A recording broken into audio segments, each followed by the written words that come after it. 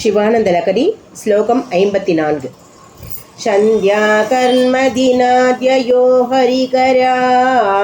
पादप्रबूधानकद्वानो वारिदगर्जितं दिविशता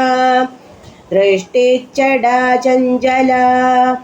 भक्तानां परिदोषबाष्पविदधीत् वृष्टिर्मयूरी शिवा यस्मिन् उज्ज्वलताण्डवं विजयते तं नीलकण्ठं भजे आध्यायामि तेजसे श्रुतिपतैः वेद्याय साध्यायते विद्यानन्दमयात्मने त्रिजगत्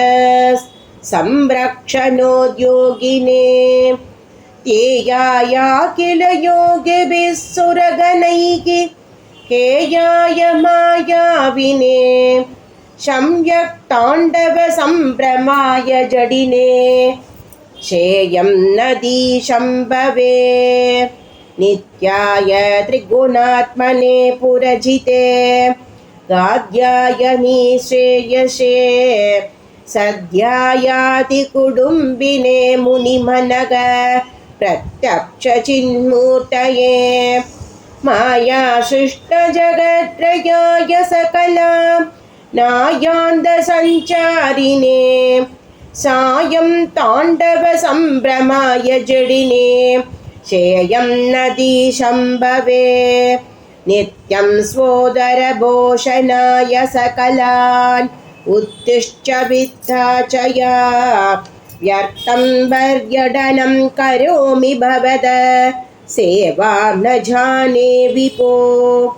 मज्जन्मान्तरपुण्यभागबलतस्त्वं सर्वसर्वान्तरस्तिष्ठस्येव हि तेन वा पशुपतेत् रक्षणीयोऽस्म्यहम्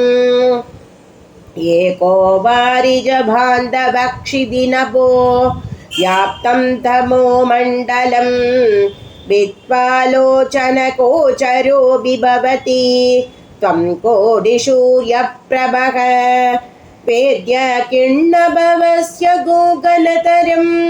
कीर्तृं भवेन्मत्तमस्तत्सर्वं जपनीय मे पशुपदे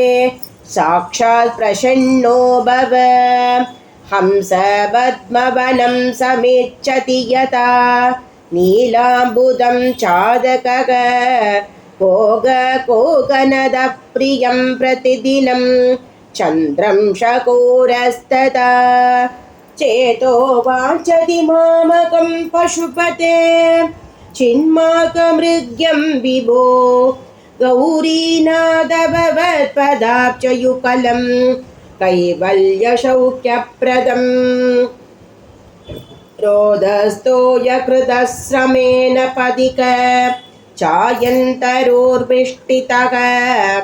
पीडस्वस्थगृहं गृहस्थमतिथिर्धीनप्रभुं धार्मिकम् दीपं सन्दमशाकुलच्च शिखिनं शीतावृतस्त्वं तथा चेदस्सर्वभयाभगं व्रजशुकं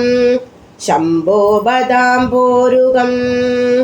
अङ्गोलं निजबीजसन्ततिरयस्कान्तो बलं सूचिका शाद्वीनैजविभूं लता शितिरुगं सिन्धुसरिद्वल्लभं प्राप्नोति गयता तदा पशुपतेः पादारविन्दद्वयं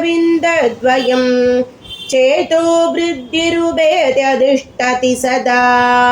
सा भक्तिरित्युच्यते आनन्दासुभिरादनोति पुकलं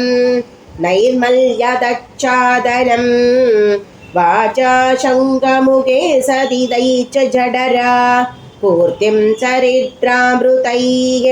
रुद्राक्षैर्भषितेन देववपुषो रक्षां भवद्भावना पर्यङ्गे विनिवेश भक्तिजननी भक्तात्मकं रक्षति मार्गावर्तितपादुका पशुपते रङ्गस्य कूर्चायते कण्डूषाम्बुनिषेचनं पुररिभोर्दिव्याभिषेकायते किञ्चित् पक्षितमां च शेषकपलं नव्योपहारायते भक्ति किन्ननकरोत्यगो वनचरो भक्तावदंशायते वक्षस्ताडनबन्धकस्य कठिनाभस्मारसम्मर्दनम् भूभृद्पर्यटनं नमोऽसुरचिरगकोटिरसङ्कर्षणम्